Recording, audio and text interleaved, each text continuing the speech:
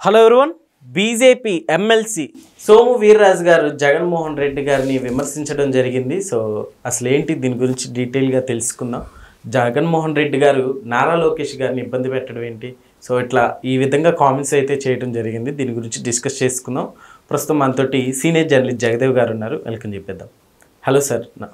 నమస్తే జకీర్. ఓకే, అయితే సోము వీర్రాజు గారు జగన్మోహన్ రెడ్డి గారి మీద చేసిన కామెంట్స్ని ఎలా చూడొచ్చు అంటారు? ఇప్పుడు సోము వీర్రాజు గారు మొదటి నుంచి బీజేపీలో ఉన్నారు.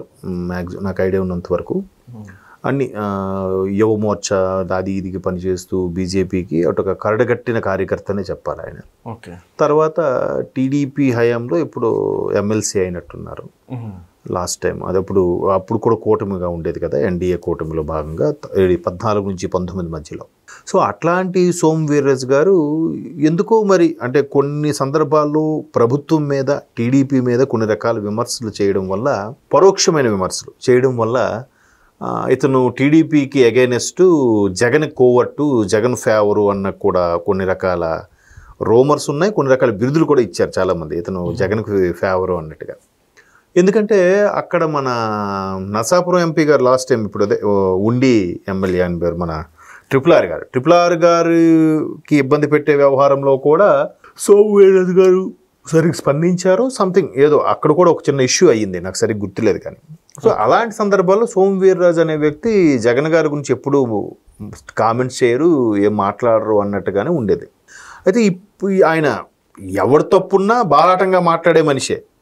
అయితే నిన్న మొన్న పెట్టిన ప్రెస్ మీట్లో బాహాటంగా ఎట్లా మాట్లాడాడంటే, జగన్మోహన్ రెడ్డి గారు గవర్నమెంట్ పోయిందన్న బాధలో ఉండి ఏం మాట్లాడుతున్నాడో ఆయనకే తెలియట్లేదు.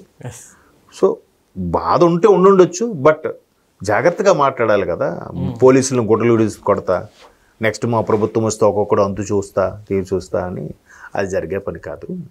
పైగా ప్రజలు కూడా తప్పుపట్టాడు కదా ఆయన. వెన్నుపోటు దినం అని June 4 ప్రకటించుకున్నాడు. వెన్నుపోటు అంటే ప్రజలు వెన్నుపోటు పొడిచారని అర్థమా? అంటే ఎవరు ఆయన ఆలోచన విధానము మాట తీరు మార్చుకోవాలని ఇండైరెక్ట్గా చొరకలు పెట్టారు. అయితే ఇక్కడ అందరికీ ఏంటంటే ఇది ఇప్పుడు జగన్మోహన్ రెడ్డి గారికి ఫేవర్ అన్నట్టుగా ఒక పుకారైతే ఉంది. ఈయనటి ఇలా మాట్లాడుతున్నారు అనేది ఇప్పుడు చర్చ. మరోవైపు లోకేష్ గారు వ్యవహారం కూడా ఆయన టాపిక్లో మాట్లాడుతూ మరి ఆయన యువగలంకి వెళ్ళినప్పుడు ఆయన ఎంత ఇబ్బంది పెట్టాడు, ఎక్కడికక్కడ అడ్డుకున్నాడు కదా. ఒకసారి ఏదో ఇష్యూ అమరావతి రైతులకు సంబంధించి ఒకసారి అడ్డుకోవడం జరిగింది.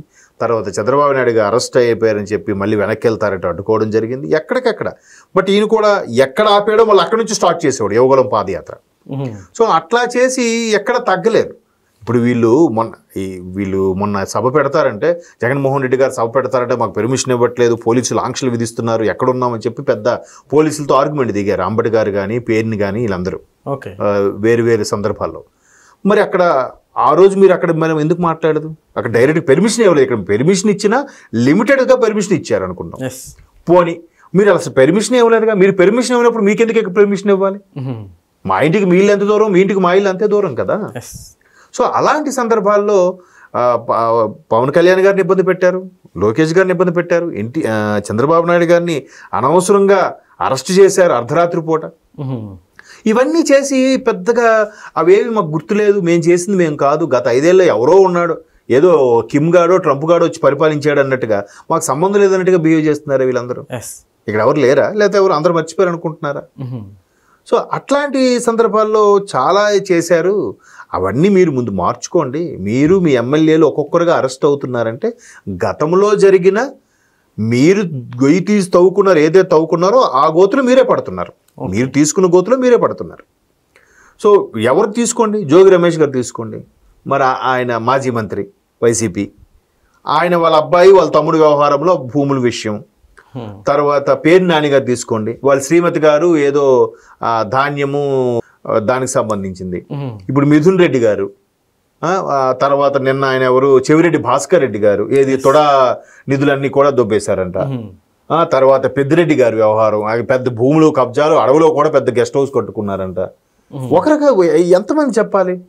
ఇప్పుడు వల్లభనేని వంశీ గారు అరెస్ట్ అయ్యారు. సో ఇన్ని జరుగుతుంటే వీళ్ళందరూ వాళ్ళ ప్రారంభం ఇదంతా వాళ్ళు అనుభవించక తప్పదు అన్నట్టుగా ఒక్కొక్కరు పోలీసులు అరెస్ట్ చేస్తున్నారు. దానికి మేము మళ్ళీ మా ప్రభుత్వమే వస్తుంది, మేము కక్ష తీర్చుకుంటాం, మేము ఏమంటే చూపిస్తామని మాట్లాడుతున్నారు. ఏ ధైర్యంతో? అది వీర్రాజు గారు, సోము వీర్రాజు గారు ప్రశ్నించారనమాట. చెప్తూ డౌటే లేదు, మళ్ళీ కూటమి ప్రభుత్వం వస్తుంది, మీ అంతవరకు మీ పార్టీయే ఉండదు అనే ధోరణిలో ఆయన మాట్లాడాడు. అంటే ఆయన ఇప్పుడు ఎవరికైనా సమంజసంగానే మాట్లాడేవాడు. కాకపోతే ఆయన ఎప్పుడు వైసీపీ గారి గురించి కానీ జగన్మోహన్ రెడ్డి గారి గురించి కానీ ఎప్పుడు అంత తీవ్రంగా విమర్శించలేదు. కాబట్టి ఇప్పుడేంటి ఈయన జగన్ గురించి విమర్శిస్తున్నాడే అన్నట్టుగా మీరు చర్చ అవచ్చు. కానీ ఇప్పటికైనా ఇప్పుడు ఇంకోటండి, ఊర్లో కూడా వైసీపీలో ఉండడానికి చాలామంది ఇష్టపడటం లేదు. కానీ గత్యంతరం లేదు. ఇప్పుడు వైసీపీ నుంచి బయటకు వచ్చారనుకోండి, కాంగ్రెస్లోకి వెళ్ళలేరు, కాంగ్రెస్ ఇంకా పుంజుకోలేదు. పోనీ మిగతా టీడీపీలోకి ఎలాగూ వెళ్ళలేరు, దారుణమైన విమర్శలు చేశారు, నువ్వా నేనా అన్నట్టుగా తేల్చుకున్నారా అన్నారు. పోనీ జనసేనలోకి వెళ్దామంటే టీడీపీతో టైఅప్ అయ్యి ఉంది. పోనీ దీంతో సంబంధం లేదు నేషనల్ పార్టీ బీజేపీలోకి వెళ్దామంటే కూటమిలో భాగం. దేనిలోకి వెళ్తారు? వెళ్లకుండా న్యూట్రల్గా ఉండిపోదామంటే వీడి గతి లేక వైసీపీని బయటకు వచ్చారా, ఇడు మాకు చెప్పేది ఏంట్రా అంటారు ఊళ్ళో. ఒకసారి వీళ్ళు గతంలో పెద్ద బిల్డప్ ఇచ్చి వాళ్ళ మీద కక్ష సాధింపుగా వాళ్ళ మీద పోలీసులు పిలిపించి నానా దాష్టికాలు చేయించినప్పుడు ఇప్పుడు ఒక్కసారి సైడ్ అయిపోతాను, నాకు సంబంధం లేదు, క్షమించాలంటే ఎవడు ఊరుకుంటాడు? అందుకు తప్పదు. కాబట్టి గత్యంతరం లేక వైసీపీలోనే కొనసాగుతున్నారు తప్ప ఎవరికి ఇష్టపడి కొనసాగట్లేదు. సో అట్లాంటి సందర్భాల్లో చాలామంది మాట్లాడుతున్నారు. సొంత ఎమ్మెల్యేలు కేతిరెడ్డి గారు అంటారు, ఆయన కరణం ధర్మశ్రీ గారు, ఆయన ఒకరుగా ఒక్కొక్కరుగా బయటకు వస్తున్నారు కదా. బాలినేని శ్రీనివాసరెడ్డి లాంటి వ్యక్తే బయటకు వచ్చి ఈరోజు జనసేనలో ఉన్నాడుగా. కొంతమంది అసలు ఆన్ స్క్రీన్ కనబడమే లేదు. ఎందుకు కనబడడం లేదు? ఇట్లాంటి వ్యవహారం. సో ఇవన్నీ కూడా ఎమ్మెల్సీ వీర్రాజు గారు మాట్లాడడం అనేది కరెక్ట్ అయిన విషయమే. కాకపోతే ఆయన ఎప్పుడు మాట్లాడలేదు కాబట్టి మాట్లాడుతుంటే లేనిపోని అనుమానాలు పుకార్లు వస్తున్నాయి అన్నట్టుగా ఉంది తప్ప దాంట్లో పెద్దగా ఆలోచించాల్సిన అవసరం ఏమీ లేదు. అది అందరికీ ప్రజలందరికీ తెలిసిన విషయం. Okay sir, thank you.